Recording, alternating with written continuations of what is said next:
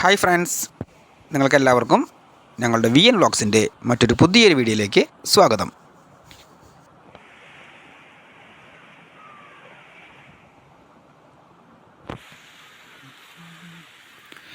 ഇപ്പോൾ ഞാൻ നിൽക്കുന്നത് ദേവികുളത്താണ് കേട്ടോ.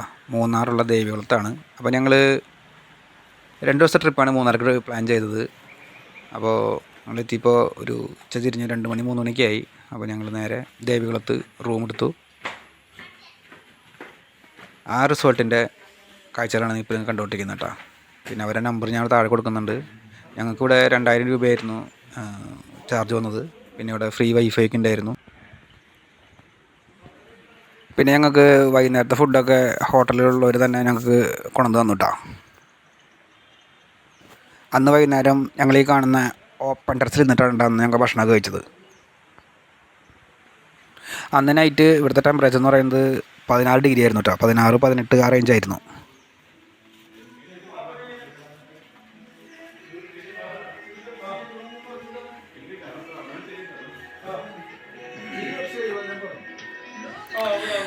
ഇതാണ് കേട്ടോ ഞങ്ങളുടെ റൂം.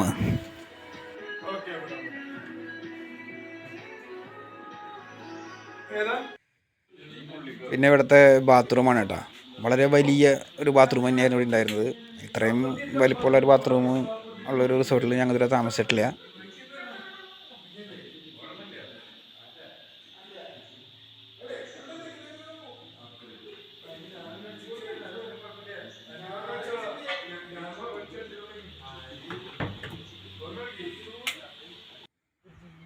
അങ്ങനെ പിറ്റേ ദിവസം രാവിലെ തന്നെ ഞങ്ങൾ റൂമിൽ നിന്ന് ഇറങ്ങി. ഇനി ഞങ്ങൾ പോകുന്നത് കൊളുക്കുമലയിലേക്കാണ് കേട്ടോ. അവിടുത്തെ ജീപ്പ് സഫാരിയാണ് ഇനി അടുത്ത ലക്ഷ്യം. അപ്പോൾ അങ്ങോട്ട് പോകുന്ന വഴിക്ക് നമ്മൾ നല്ലൊരു സീനറിയൊക്കെ കണ്ടപ്പോൾ, നല്ല ഭംഗിയുള്ള പ്രദേശം കണ്ടപ്പോൾ ഞങ്ങൾ അവിടെ ഇറങ്ങി ഫോട്ടോസും വീഡിയോസൊക്കെ എടുത്തു. പിന്നെ നമ്മൾ കൊളുക്കുമലയിലേക്ക് പോകുന്ന വഴിക്ക് തന്നെ ഉണ്ടാകും മൂന്നാർ ഗ്യാപ്പ് റോഡൊക്കെ വരുന്നത്. അപ്പോൾ അതും കുറച്ച് കഴിയുമ്പോൾ കാണാം. ഗ്യാപ്പ് റോഡിലൊക്കെ നന്നായിട്ട് ഫോഗൊക്കെ പിടിച്ച് നമുക്ക് വണ്ടികളൊന്നും പെട്ടെന്നൊന്നും കാണില്ലായിരുന്നു. അടുത്തെത്തുമ്പോൾ മാത്രമേ വണ്ടിയിൽ കണ്ടിരുന്നുള്ളൂ. അതുകൊണ്ട് തന്നെ നല്ല ഭയങ്കരമായ ഫോഗും കാര്യങ്ങളൊക്കെ ആയിരുന്നു. അതൊക്കെ നല്ല ക്ലൈമറ്റ് തന്നെയാണ് കേട്ടോ. അതൊക്കെ നന്നായിട്ട് ഞങ്ങൾ എൻജോയ് ചെയ്തിട്ടോ ആ ക്ലൈമറ്റൊക്കെ.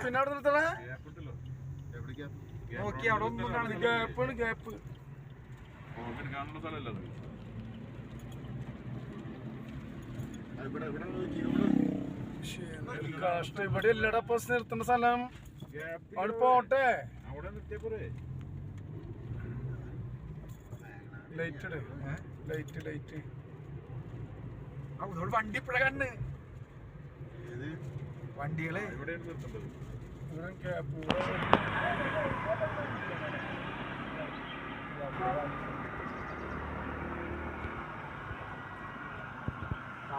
അങ്ങനെ എൻ്റെ ഈ മൂന്നാർ യാത്രയുടെ ഫസ്റ്റ് എപ്പിസോഡ് കണ്ട എല്ലാവർക്കും നന്ദി.